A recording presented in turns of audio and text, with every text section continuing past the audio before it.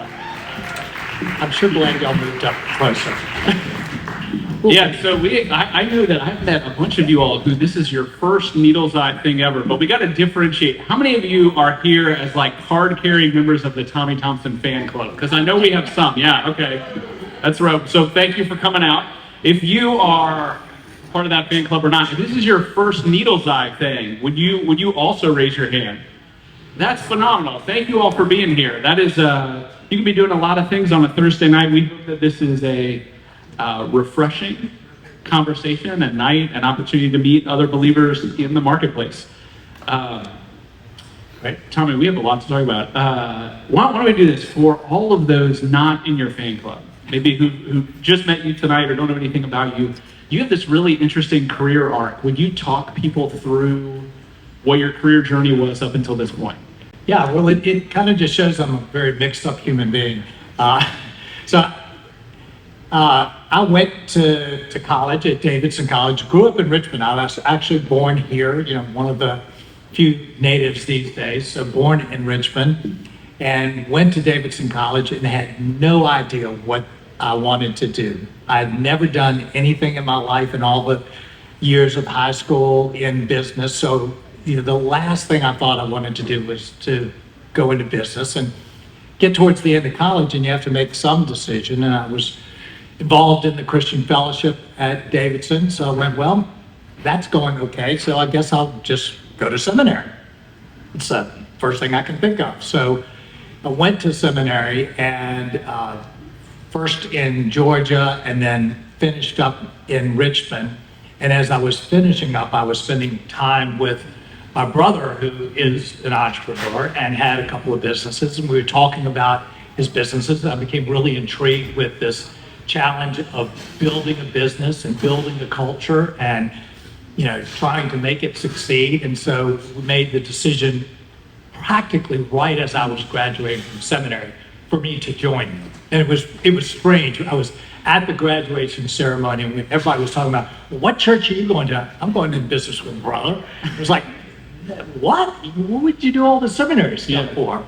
So we spent 30, 35 years together across a wide range of businesses, video production business, vending, communication. We owned what some of you might know, we owned 17th Street Surf Shop for 10 years, chain of retail stores, tool manufacturing, real estate, all sorts of things, which was a blast. To that end, I always loved in the midst of that teaching and communicating in the church. That was kind of my deepest passion. So I kind of did that on the side through all of those years. And then after the cancer battle with my daughter and after she died, I had kind of pulled back a lot from the businesses just out of necessity. And I went, I just want to spend this last season, however long it is, working, doing what I really am most passionate about. So I kind of pivoted from the running of businesses to doing some life coaching, podcasting, wrote a book, blogging, just any kind of, every kind of opportunity to just teach and to hopefully speak into people's lives and share some of the struggles and journeys that I've been through. And so it's like a wide circle, doing a little bit of practically everything, I'm sure.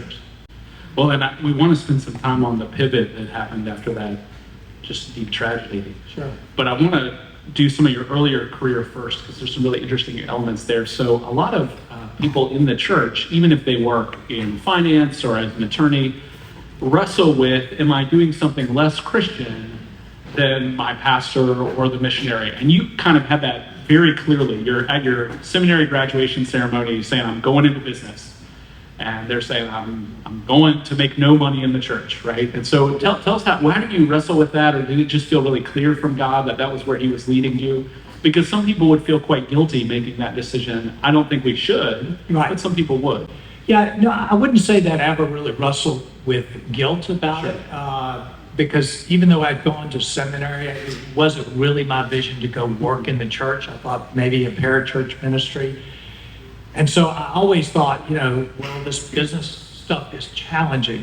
At the same time, it is always a challenge of, how do you bring your faith and who you are into a secular workplace? Sure. So with all the companies that we were involved with, none of them were what someone might describe as a Christian company, where we all had Christian employees and did Christian things and everything. They were just companies that we, happened to run. So there was always a challenge, particularly in owning and running the companies, of how do I bring my faith into play?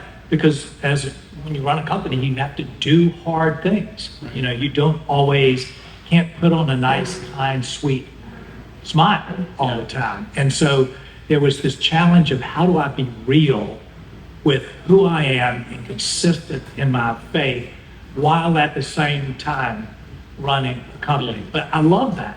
That's the real stuff that all of us face. So I loved having the sense that I could be a Christian, just live, hopefully, a life that spoke of itself to such a degree that I didn't have to beat people over the brow with, I'm a Christian, I don't do this, or stuff like that. Can you give us a tangible example of that kind of authenticity? Because I do think it can be easy to feel like either I'm not allowed to bring what I believe, whatever I believe, whether you're a Christian or not, I'm not allowed to bring my beliefs into the workplace, or I have to do it in such an aggressive way that I would never be comfortable doing that. Right. Can you give an example of what it looked like to kind of show up with a level of authenticity, especially given that you're the boss, there's some power dynamics there with your employees? Sure.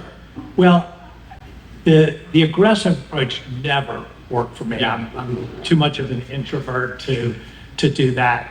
But at the same time, I kind of almost took it as a challenge that if I could just run the company in such a way that I could care for the people, but actually care for them in such a way that I would bring truth to it. So if someone wasn't performing, that I could speak clearly, this isn't working or something like that. But I almost took it as a challenge to say, can I live with a sense of purpose and direction and strength, but also hopefully some compassion and personal care, such that people would ask me about where I was coming from. And so it was encouraging that there were enough opportunities where, even as kind of the boss, people would bring struggles that they were dealing with and, want some thoughts and some advice. And so I kind of look at that as it was almost my internal challenge to live in such a way that I didn't have to say something that people would want to hear. So it's kind of my game. No, that makes sense. So what you're doing now, your book is called The Space to Breathe Again. Right? It's all about creating margin. What does God want for us in our daily lives and work? You weren't in that place during your business ownership career, that portion of your life. And I'll just, cards on the table, maybe some of our guests can relate to this. So I have 3 young kids. I run this nonprofit. I run Needles Eye with a bunch of great folks here. And it's really busy. This is a week where we had stuff every night of the week. And last night, probably because I had too much staring me in the face today, I had terrible insomnia. I didn't sleep at all. Kids are up, and this is my morning to get them to school. But I also have to get some stuff together to get to our accountant so they can file our taxes. But also I've got to get to this meeting on time. And there's just things staring me in the face. And it's too much. I told somebody the other day that it was like I am juggling, and I'm already juggling too many balls. And somebody was like, well, why don't you also juggle these 3 volvos? And that's what it's felt like for the last couple of years, the last couple of weeks. Fortunately, not years. And so all of us have these seasons where, and probably some of you all too are right there, where it's like your personal life and your professional life is just too much. It's just too much stuff. And I don't know how you're supposed to do it all. So when you think about back then, when you had seasons like that, what would you say to that Tommy? Or what would you say to us that are feeling that way? Well, I think the first thing is we need a lot of grace because we live in a culture that is absolutely overloaded and overstressed, and at the same time is just trying to become more overloaded and overstressed. So I feel like the culture that we're in, even in the church and in nonprofits, is like being in a riptide. And we're trying to go the other direction with this riptide force. And so it's a hard battle. It's always a hard battle. It's still a hard battle for me because everything is pushing us to just add more and more onto the plate. And the problem for you, for me, probably for many of us, is it's not bad things we're putting on the plate. You know, when I hit the wall in right around 1990, you know, we had 4 businesses that we were running, 2 that were in Virginia Beach, 2 in Richmond. I was an elder in the church. I was teaching Sunday school. We had 3 kids. There were 3 or 4 other things that were added on the plate. And in my mind, if it was good, there was nothing wrong with bringing it on the plate. Yeah. And so I was going, Lord, all of these good things, I'm just trying to do good things. Why am I so miserable? I'm going and I'm pressing and I'm all on in the day, and I come home and I'm just exhausted and miserable, and you know, this is not the way it's meant to be. But I actually thought at that point, well, just buck up. You just need to try harder. You know, you need to prioritize better. It's your problem with it. And that's when I was introduced to the book Margin by Richard Swenson, where he introduced for the first time to me this thought that God does not desire for us to live overwhelmed, stressed out lives. And I thought, really? He doesn't? And so it began to introduce this slow path for Weezy and I, where we began to undo some things and to step out of the riptide. And the first step for us, which was totally countercultural and counterintuitive, was to begin practicing the Sabbath. So, you know, we worked 7 days a week, and, you know, we needed 7 days a week.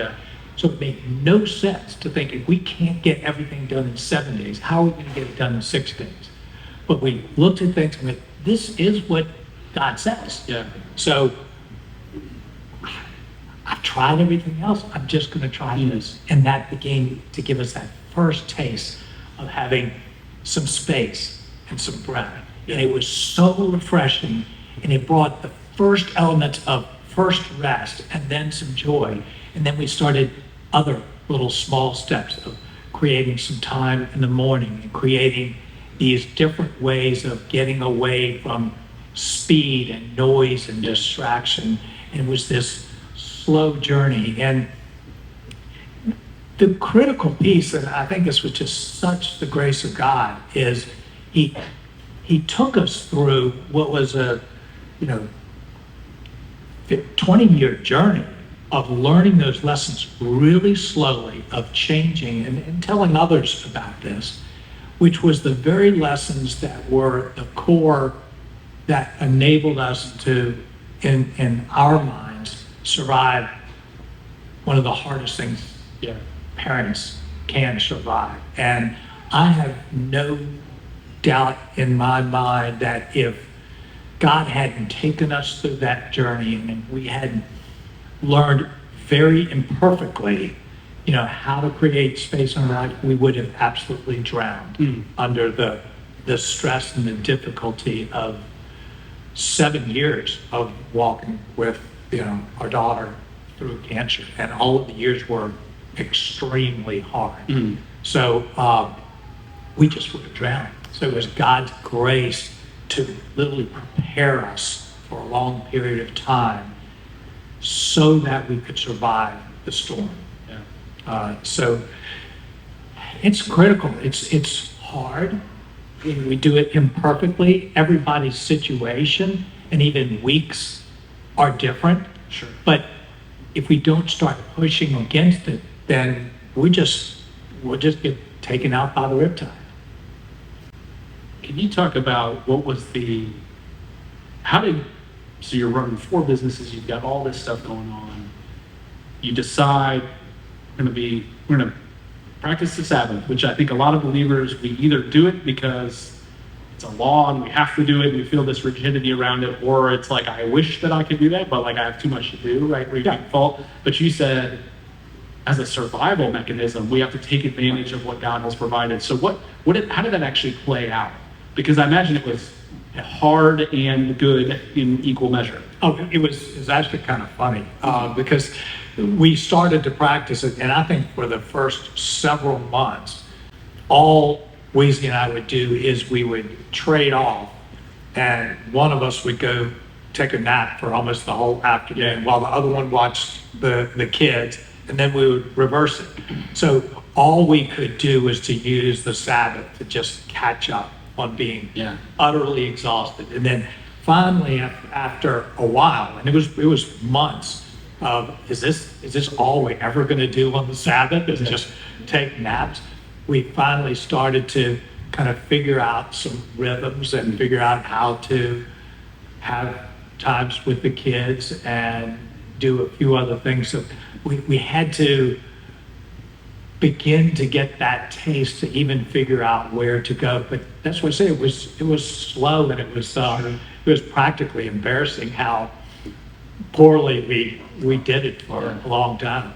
Did you have people in the business world, even believers, like did you talk to people, hey, we're doing this now, I'm not going to be available on Sundays, that maybe pushed back or didn't understand why you were doing that? Not in the business world, because generally at that particular time, the businesses weren't necessarily infringing on the weekends, even though we would do stuff with it. But it's more the culture outside of the business. So even within the church, church have committee meetings, and they put them in on Sundays. It's kind of like whenever we can get time, we're going to take time. And then the other thing that I think was a push that is 10 times more of a push today than it was for us then is the activities with the kids. Right. All of the sports. It's like, I'm sorry, this is when the team that your kid wants to be on and that we depend on your kid is having the practices. And it was then, okay, well, what are we going to do about that? And that's why I say it was imperfect, because at times we said, okay, well, for this short period of time, we'll go with that. But we just kept on imperfectly pressing against the wave of the culture that just said, keep on adding more and more, keep on doing more with kids. You can't deny them opportunities. You can't say no to the church. We need you. How selfish of you, all of those voices. And it wasn't even the business world that was saying it. It was all the other voices that made that, and actually most of the efforts. People in the business, if I was the boss, I said, I'm going to leave at X hours. They weren't going to complain about it. Gave them actually some space to breathe. But outside of that, I'm sorry, you're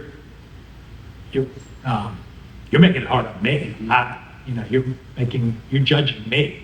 No, I'm not judging you. This is what I want to do. Yeah. So it's the Christian culture and the culture in general, particularly with kids, that makes that difficult. It is amazing how hard it is to maintain what is healthy for you or your family in the face of other people's expectations of your time, and having to let other people be upset or disappointed with you so that you protect what you need is difficult to do, or what you feel God has told you to do for the sake of your own well-being. Sure, we have more current examples of that. You think about that. This was a journey kind of began in 1990. Today's variety of it is the expectations from others on how quickly you can respond to a text, or that you might ever not be available on a text or email or something like that. So there are all of these brand new elements that infringe more and more into every little space that we might say no. So it's become more and more difficult, and there's always something new. It's why I still fight it. It's still so much of a struggle because every few months there's a new angle that's attacking this, and it's a very dangerous. It's choking the life out of us. It's choking the life out of all people, Christians and non-Christians, who don't realize that there's an alternative way to live. Yeah. Because the stories of the people who are successful that we want to follow, they're all stressed out and overworked, and we forget that also all the people who are struggling and falling apart and not achieving that level of success are just as overworked. That's not the way forward. Well, and part of that is we have such pride in being busy. Yeah. It's this badge of honor that, you know what, I press so hard and you should be really impressed with me. And we have such identity attached to this that it's very hard. I remember going to a church fundraising event, and I did enough teaching in the church and things like that I had some visibility. And one of the younger guys came up and he said, I just wanted to touch base with you, but I know you're so busy. And I looked at him, no, not. He was like, what? What'd you say? It was like, who says they're not busy these days? That's strange. What's wrong with you? Type of thing. Yeah. But I actually wanted to push against that current that says, you can only have worth if you're overloaded and stressed out. You can only be doing things good. Yeah. That's one of the things I would also push really strongly, is that I think, again, very imperfectly, we've built a life in a lot of busyness with teaching and businesses and raising kids and everything, with space in it. Space gives power to purpose. Instead of, we feel like we're sacrificing, that we're losing out, that the minute we slow down, we're going to get behind. That's the way we think of it, because we think of time, we think of activity as a very limited resource. So if I slow down, I'm going to lose ground. It's the exact opposite that happens. It's by slowing down, by creating space, that we're able to create the level of focus and intentionality that accomplishes more. So I believe space is the prerequisite. It's the necessary ingredient for purpose and accomplishment, and for relationships, and for our relationship with God. So it's the counterintuitive thing. But one of the things you said to me when we talked on the phone a few days ago about this conversation was that we rarely do the internal work to explore what's the engine driving me to that kind of burnout and stress. What's going on inside of me that keeps relentlessly pushing me forward to something that is not what God wants or has designed for me, and something that I know is bad. It's not helping. Yeah. How can people start to peel back those layers internally, and how would you advise people to, if somebody's listening to this and they're saying, Tommy is absolutely right, but I do this over and over again and I don't know how to get out of that cycle, what would you say to that person? What are things they can do? Yeah, one of the challenges is that we can't think our way out of this problem, of being too busy. That one of the only ways that we will know that there's truth behind this, and that this just doesn't sound like some good words, is by doing it. And so if we can take the risk to say, I'm going to create a little bit of space. And when we do that, we begin to get a taste of a different way of living. But if we try to think our way of it, like if I tried to think my way through this idea of Sabbath, I would have never done it. It was the desperation that said, I need to do it. And if you do, Jesus said this, he says, do and you will know, not know and you will do. Do first. So my encouragement would be to take a step. There are lots of different steps. You can say, I'm going to practice 2 hours of Sabbath on Sunday, or I'm going to just take 15 minutes to quiet, or I'm going to find some way to slow down my pace. And when you do that, and because to a degree I've built space into my life, I've become attuned to how easily I fall into that driven nature. Yeah. So I am driven by nature.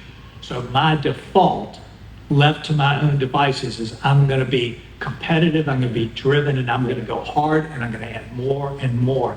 And unless I have that space to step back and reflect, I'm going to fall back, as I have many times, back into the same patterns that I had. So I have to step back. So I think a great practice towards that end is just a simple practice of brief journaling. Yeah. Which I do, pretty much every morning. But it's just a moment to step back and reflect on what's going on. Yeah.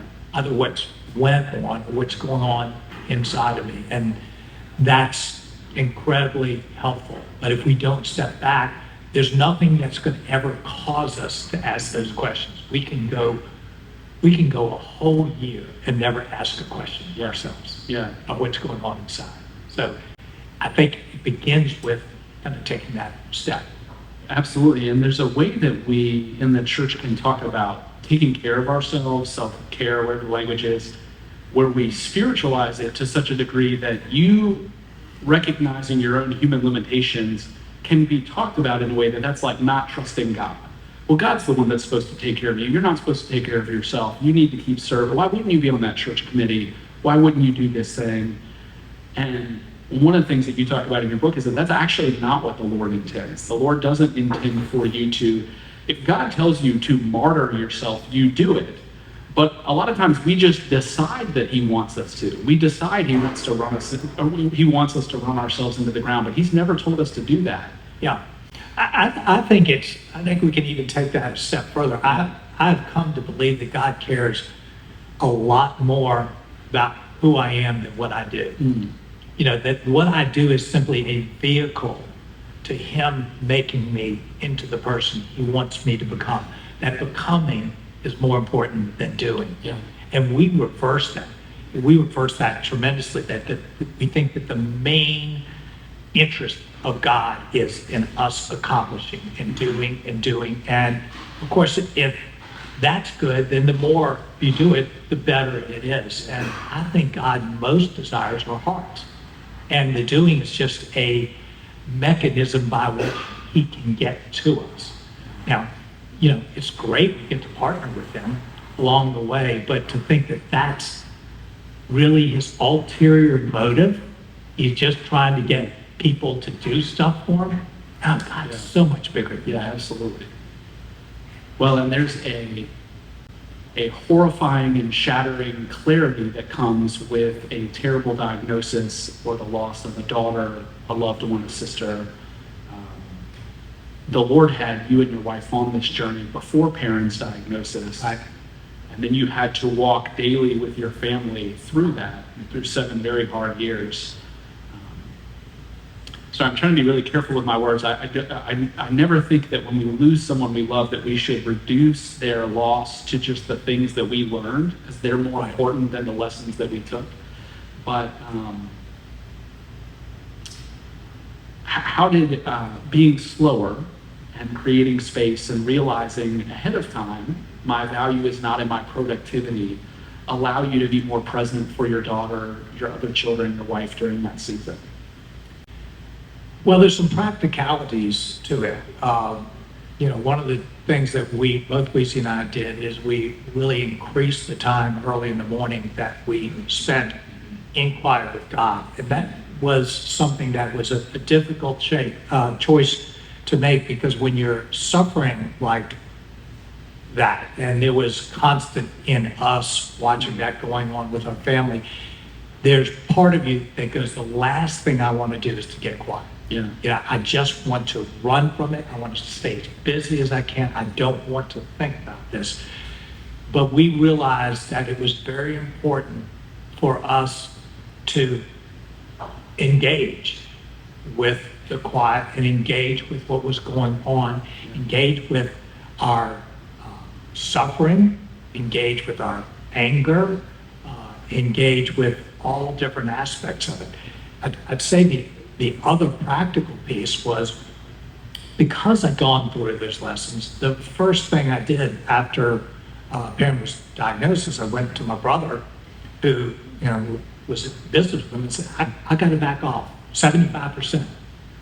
Immediately I knew exactly that the only way I could deal with this is I had to create a lot of space to be able to do whatever it took to care for her, and then to do whatever it took to care for me, because this was going to be a horrible journey. And had I tried to make everybody happy and do everything in business while carrying that, that's when I would have drowned. So it was that idea that I knew that space would ultimately help us survive. Well, so many of us live where we are drowning and we're not in the middle of tragedy and suffering. Well, and that's what changed the Yeah. whole, after she died and I had some space, what I realized was I was so thankful we survived. It wasn't a pretty survival, but we survived. And then I looked around me at all of our friends, and everybody was stressed out and overwhelmed, and they weren't even in a storm. And I went, man, something is desperately wrong with our culture. And I feel like God somehow brought us out on the other end of this, and I just want to be a voice or a message that there's a better way to live, and that God has a better way for us to live, that we can thrive when the storm isn't there, and that we have the strength to survive when the storm does come. Yeah. We're gonna have time. Jeremy will come up in a moment. We'll have time for Q&A with Tommy. So I know that there's so much we didn't touch that you'll have the chance to text Jeremy your questions. Thank you for that. That way, your vulnerability, and I need this truth, I think. And so, thank you, Tommy. Jeremy, you can hop on up. I just want to say, for all of you all who are here, we're going to turn, and Jeremy will explain it, to a time of discussion. I really encourage you to be very honest, at least with yourself, about all of this. Even if you don't feel comfortable sharing with whoever you end up at a table with, that's okay. Like, some of us are more introverted, you don't know people, that's fine. But at least be honest all the way with yourself and God about how you wrestle with this and where you're struggling. And maybe take a risk to be more honest with the people around you than you would naturally do, and maybe they'll follow you in that. But can we just thank Tommy? That was tremendous.